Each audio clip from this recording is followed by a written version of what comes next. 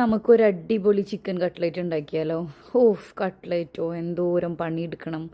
എനിക്ക് വയ്യ എന്ന് വിചാരിക്കണ ഒരു സ്നാക്കാണിത് അല്ലേ?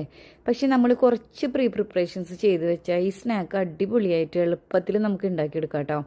അതിന് വേണ്ടിയിട്ട് ഞാനിപ്പോൾ ദേ 2 പാൻ അറ്റ് ടൈമിൽ വെച്ചിട്ടുണ്ട്. ഒരു പാനിൽ ഇഞ്ചി വെളുത്തുള്ളി പച്ചമുളക് പേസ്റ്റ് സോട്ട് ചെയ്തുകൊണ്ടിരിക്കുകയാണ്. അതിലേക്ക് കുറച്ച് സവോളയും ഇട്ട് ഞാനിപ്പോൾ സോട്ട് ചെയ്ത് തുടങ്ങി.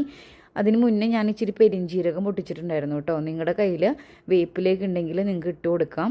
പിന്നെ നമ്മളിതേ ഉരുളക്കിഴങ്ങും ക്യാരറ്റും പുഴുങ്ങി പൊടിച്ച് വെച്ചത് ഇട്ട് വെച്ചിട്ടുണ്ട്. പിന്നെ ഞാൻ ചിക്കനിലേക്ക് കുറച്ച് ബ്രെഡ് ക്രംസ് ഇട്ടിട്ട് ഓയിലിൽ സോട്ട് ചെയ്തുകൊണ്ടിരിക്കുക കേട്ടോ.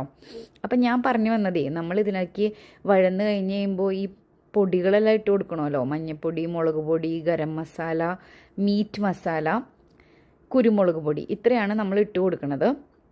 അപ്പോൾ എനിക്ക് നിങ്ങളോട് പറയാനുള്ളത്, കുറച്ച് പ്രിപ്പറേഷൻസ് ചെയ്ത് വെച്ച് കഴിഞ്ഞാൽ കട്ട്ലേറ്റ് ഭയങ്കര എളുപ്പമാണ്. അതായത് കുറച്ച് ഉരുളക്കിഴങ്ങും ക്യാരറ്റും പുഴുങ്ങി ഉടച്ച് വെക്കുക. അതിൻ്റെ ഒപ്പം തന്നെ നമുക്ക് ചിക്കനും കുരുമുളകും ഉപ്പിട്ടിട്ട് വേവിച്ച് ഉടച്ച് വെക്കുക. ഇങ്ങനത്തെ കാര്യങ്ങളൊക്കെ ചെയ്ത് കഴിഞ്ഞാൽ ഈ 2 പാൻ ഉപയോഗിച്ച് കഴിഞ്ഞാൽ വളരെ എളുപ്പത്തിൽ നമ്മുടെ പരിപാടി നടക്കും കേട്ടോ.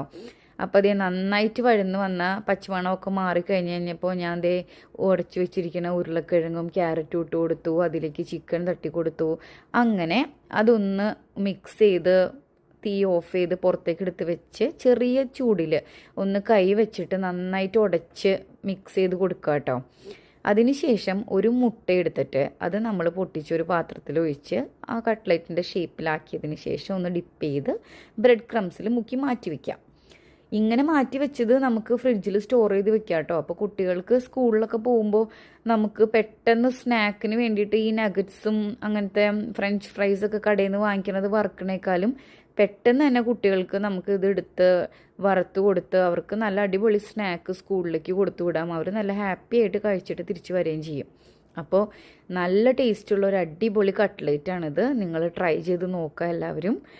കുട്ടികളൊക്കെ സ്കൂളിൽ പോണ അമ്മമാരൊക്കെ ആണെങ്കിൽ ഇങ്ങനെ എടുത്ത് വെച്ച് കഴിഞ്ഞാൽ നിങ്ങൾക്ക് പെട്ടെന്ന് തന്നെ റെഡിയാക്കി കൊടുത്തു വിടാൻ പറ്റും കേട്ടോ. താങ്ക്